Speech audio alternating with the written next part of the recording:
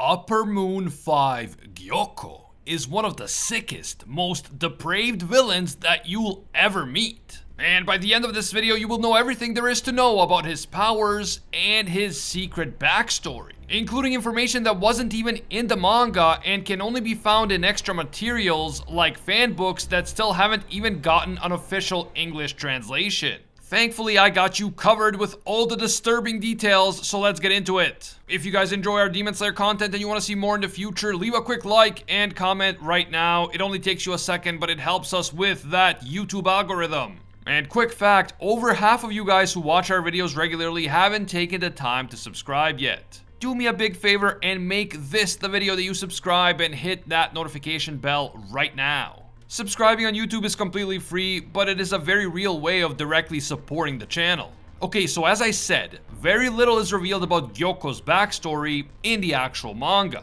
But we do get some information in the second Demon Slayer fanbook.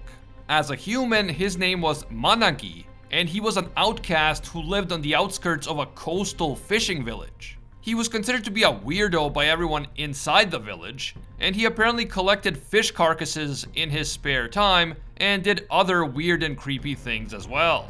Managi lost his parents at a young age. They were both fishermen, and on one of his fishing trips, they had an accident and drowned. Once the bodies of his parents were recovered, they were badly decomposed, but Managi thought that the bodies of his dead parents were beautiful, and he became fascinated by them. This is a massive red flag if I've ever seen one. I mean, if you ever see a character in any crime show or horror movie who is like fascinated by dead bodies and thinks they're beautiful, you better believe that character is going to turn out to be the insane serial killer that everyone's been looking for the entire time. Anyway, one day, one of the village children began teasing Managi for being so weird. Managi then killed the child and stuffed the child's body in a big pot. When the child's parents found out, they attacked Managi, stabbed him with a two-pronged fishing fork, and left him to die. But Managi was stubborn, and he clung to life nearly half a day despite being severely injured. We don't really know the specific details of this incident, but you definitely can't blame the parents for doing what they did to Managi. Sure, if the kid just went to tease him for no reason, that's obviously wrong, but it's still just a kid, and there is no excuse whatsoever for doing what this freak did. Around the time that Managi was slowly dying from his wounds, Muzan just happened to come across him, and he was impressed by the fact that Managi was stubbornly clinging to life. Muzan decided to turn Managi into a demon, and that is when he became known as Gyokko. As a demon, Gyokko developed a taste for human flesh, and especially for children. This guy definitely deserved to die, but thanks to Muzan's appearance, it was not to be. He eventually rose to the rank of the 5th strongest demon after Muzan himself. In terms of personality, along with being a sadistic killer who especially targets children, Gyokko also seems to despise all living creatures. The only exception is Muzan. Gyokko has a sick infatuation with Muzan, and he goes out of his way to prove himself to Muzan and to make him happy. He feels terrible if Muzan ever scolds him, and he wants to show his master that he is more useful than the other demon moons. In his demon form, Gyokko is a grotesque creature with 2 mouths where his eyes should be, and an eye in his mouth and on his forehead. He also has small childlike arms popping out randomly from his body, which adds yet another layer to this guy's already record-breaking levels of creepiness. In his first demon form, he looks like a genie who lives inside a large, ornately decorated vase. His design features fish-based elements to go along with his fascination with fish carcasses, and this is especially evident in his final form, his true demon form, in which he looks less like a genie and more like a humanoid merman. Along with Upper Moon 4 Hantengu, Gyokko is the main antagonist of the Swordsmith Village arc. When we first see Gyokko during the big meeting of the Upper Moons, he emerges from a vase and engages in small talk with Akaza, Doma, and the others. But the only person that Gyokko is really interested in is his master, and he is extremely eager to please him. Gyokko emphasizes that he has important information about the Demon Slayers, and he stresses that this makes him more useful to Muzan than the other Upper Moons. Gyokko especially wants to make his usefulness known at this particular time, because during the meeting Muzan expresses his disappointment in the Upper Moons and implies that they are all useless. But after Gyokko offers up some secret information to Muzan, his master violently removes his head from his body before Gyokko even realizes what happened. Muzan then proceeds to monologue about how he hates change while holding Gyokko's head in his hand. Muzan essentially removed Gyokko's head just to make a point, and just to remind the Upper Moons how strong and how fast he really is. But Gyokko isn't upset by Muzan's unwarranted attack. In fact, he takes a sick pleasure in the fact that Muzan is touching his head, and he calls the experience sublime. This brief scene alone tells us just how messed up Gyokko truly is. The man is a living, breathing red flag. In terms of power, we already know that Gyokko is an extremely powerful demon because he is one of the Upper Moons. We usually pay the most attention to the upper three because they are stronger and, let's face it, they are cooler than, say, Gyokko and Hantengu. But we can't forget that Gyokko is considered stronger than Daki and Yutaro, and they were known for killing 22 Hashira between them. So Gyokko is no joke, and he has all the regular powers that demons possess, including regeneration and flesh manipulation, but as an Upper Moon, his abilities are at the highest end of the scale. The fact that he survived being beheaded by Muzan without even showing signs of pain or suffering tells us right away that Gyokko is extremely tough and durable. Gyokko's demon blood art is centered around porcelain pots or vases and around water and sea creatures. He can create multiple pots of different sizes and distribute them all around him. He is then able to instantly teleport from one pot to another, which makes him incredibly difficult to pin down in battle. He can also trap his opponents inside these pots and then drown them in water or do some other sick thing that he has planned for them once he gets them inside a pot.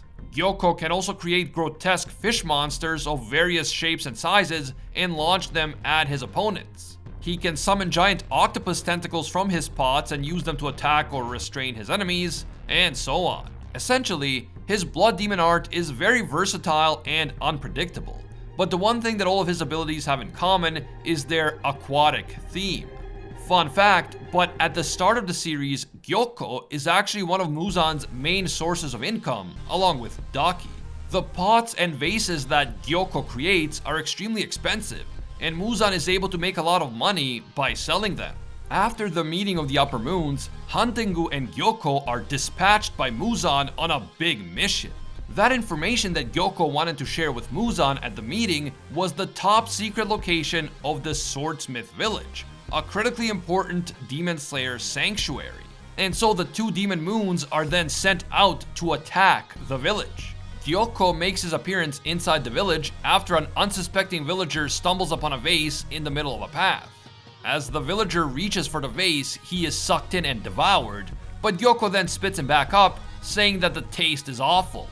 The flesh of a mere swordsmith isn't good enough for Gyokko. He demands something more appetizing. And just a quick warning for everyone, but I will be spoiling what happens to Gyokko during the Swordsmith Village arc in the rest of the video, so proceed with caution, you have been warned. At the same time that Gyokko is initiating his attack on the village, Hantengu is also making his move. Both demons know that Muzan is angry, and they have to prove their usefulness to him as soon as possible. Their plan is to kill everyone inside the Swordsmith Village, because this would be a massive setback to the organizational structure of the Demon Slayer Corps, and it could lead to the organization's ultimate downfall. There's a reason why the location of the village was such a closely guarded secret. The Demon Slayers need their swordsmiths to keep fighting, and without this village and its inhabitants, the Demon Slayer Corps would be in big trouble. The Mist Hashira Muichiro Tokito was initially engaged in combat against Hantengu, but after he is blown away from the battlefield by one of Hantengu's attacks, he comes across a demonic fish monster that must have been created by a powerful demon. The fish monster itself doesn't pose a challenge to Muichiro, but while attempting to protect the villagers from these sea monsters, Muichiro eventually comes face to face with Gyokko himself. Being the sick maniac that he is, Gyokko's first instinct upon meeting Muichiro is to show off the bodies of 5 swordsmiths that he had arranged into some sort of grotesque art piece. He then starts rambling about the artistic merit of his creation, but Muichiro cuts him off and engages him in battle.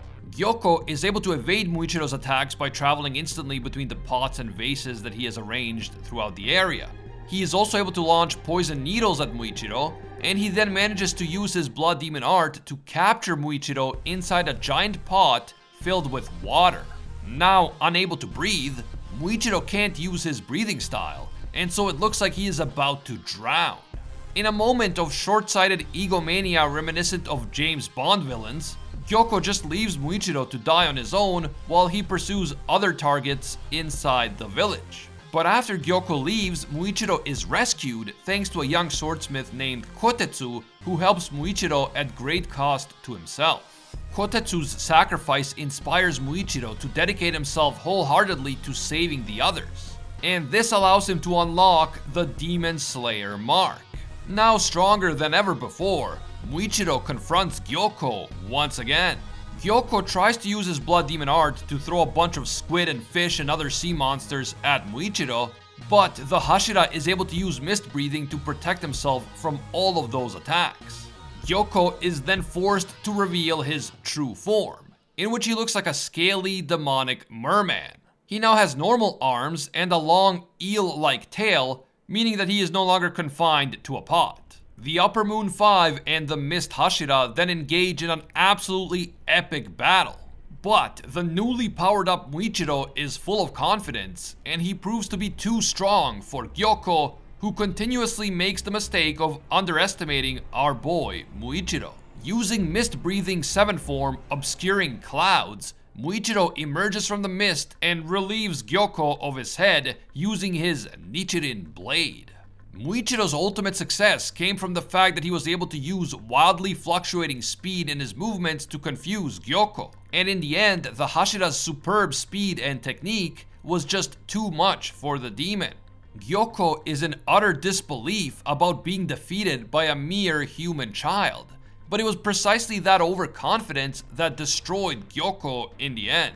He could have easily finished Muichiro off while the boy was drowning inside that pot. But Gyokko was overconfident and he just assumed that Muichiro would die on his own.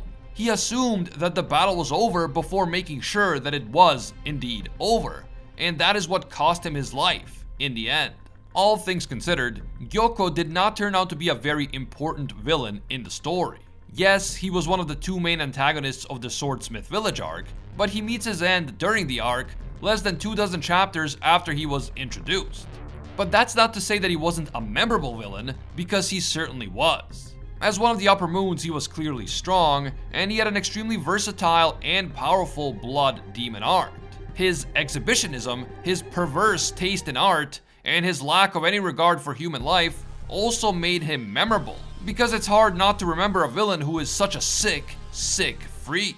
Nevertheless, Gyokko also had blatant character flaws, and these flaws led to his ultimate downfall. And although you may not realize it at first, Gyokko's flaws also speak to the flaws of Demon Daddy Muzan himself, and they foreshadow Muzan's own downfall.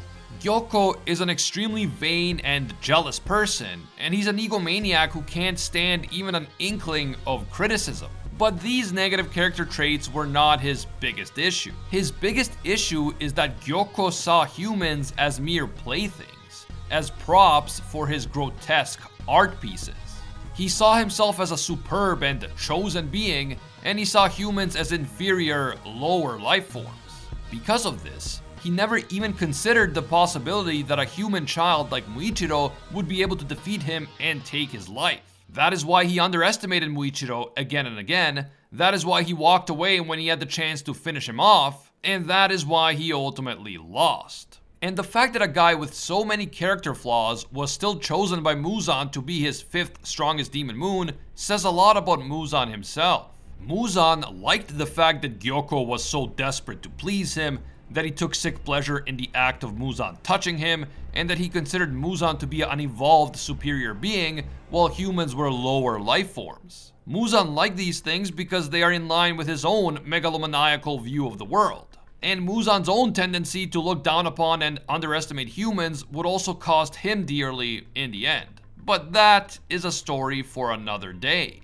If you liked hearing about Gyokko's life and backstory, don't ignore this video that covers the backstory of every single Upper Moon, link in the description and on screen. If you enjoyed this video and you want to see more in the future, leave a quick like right now. And if you're one of the over 50% of people who watch our videos but still haven't taken the time to subscribe yet, do me a big favor and subscribe right now. And also hit that notification bell to turn on all notifications.